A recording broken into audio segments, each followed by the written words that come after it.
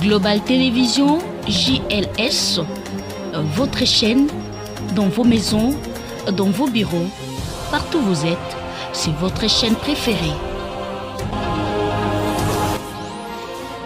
Bonjour honorable. Bonjour.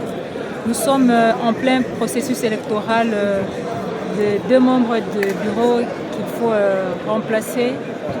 Alors, comment est-ce que vous trouvez le travail de la CNI ou de la commission qui a été mise sur pied pour examiner les dossiers des candidats? Écoutez, il y a plusieurs irrégularités observées dans l'analyse des dossiers. D'abord, on a vu qu'il y a une commission spéciale qui a été convoquée et pourtant, les règlements intérieurs ne demandent pas à ce qu'on puisse valider les différentes candidatures par une commission spéciale. Bon, si les bureaux, grâce à l'article 50, a voulu à ce qu'il y ait une commission, ce qui n'est pas interdit parce que les bureaux peuvent organiser une commission spéciale, alors il faudra que cette commission spéciale présente ses conclusions en plénière, ce qui n'est pas été fait. J'ai soulevé une motion d'ordre pour qu'on puisse introduire cela dans l'ordre du jour, en fait, pour que la commission vienne présenter les conclusions de ces travaux. Mais là, le président de l'Assemblée nationale en intérim nie en fait la présence de cette commission d'une façon formelle. Donc pour lui, c'est une commission qui est créée pour aider le bureau à faire son travail. C'est encore un autre problème. Mais ce qui est grave encore aujourd'hui, vous savez que l'opposition n'est pas organisée dans le sens où nous n'avons pas un porte-parole de l'opposition.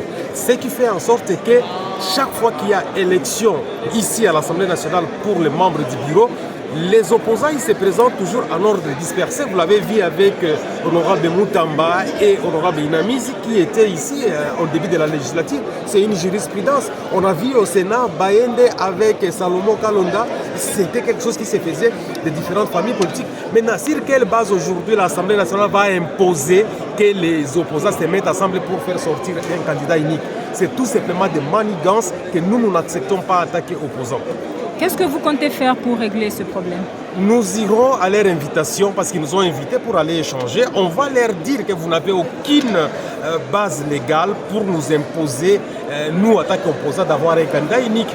Tant qu'il n'y aura pas un porte-parole de l'opposition, il n'est pas tout à fait possible qu'il y ait un candidat unique de l'opposition. Si on veut chaque fois qu'il y ait des candidatures uniques, à quoi sert alors le règlement intérieur où on veut voter les gens qui veulent participer comme membres du bureau? Ça ne sert à rien.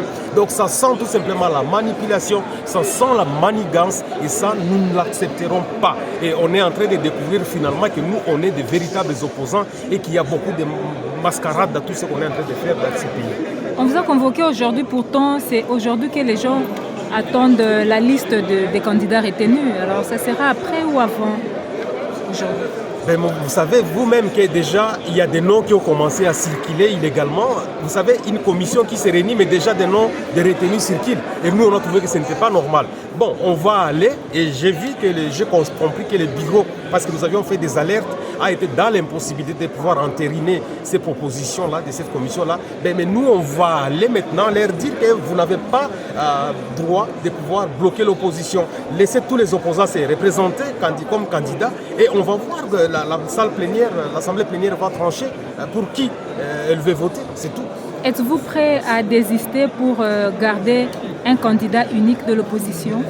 Non, ça c'est une deuxième étape. Si jamais il y a un consensus entre des candidats retenus, à ce moment-là, quelqu'un peut désister. Mais ici, on est juste dans une étape où il faut sélectionner les candidatures. Et donc, quand on répond aux critères, en tout cas, il n'y a pas d'autres conditions qu'on peut encore venir imposer sur les gens.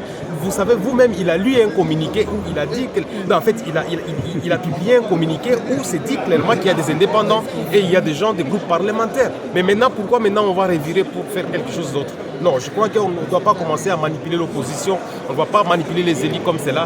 Nous sommes déterminés. On va aller le voir au bureau. On va être dans cette réunion, mais on dira clairement qu'on doit respecter la loi. Et tant qu'il n'y a pas encore un porte-parole de l'opposition, les bureaux de l'Assemblée nationale, et vous avez vu la réaction de l'Assemblée plénière qui a demandé à ce qu'on laisse les opposants chacun agir de son côté. Et donc on n'est pas organisé, on doit s'assumer comme ça. Merci beaucoup, honorable.